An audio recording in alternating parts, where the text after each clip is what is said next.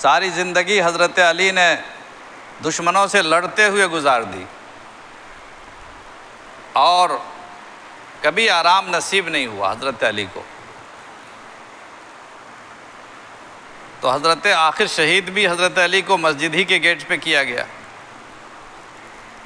فجر کی نماز پڑھنے جا رہے تھے، اندھیرے میں دشمن نے وار کیا، حضرت علی مسجد کے گیٹ پر شہید ہوئے. مشکل سے مشکل حالات کا حل کرنا بھی اللہ ہی کا کام ہے، مسجد کبھی چھوٹی نہیں. تو حضرت علی کرم اللہ وجہہ چاہتے تو دربان اور پہرے دار رکھ سکتے تھے، امیر تھے،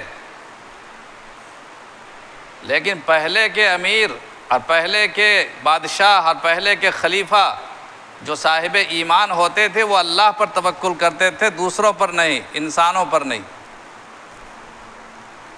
حضرت علی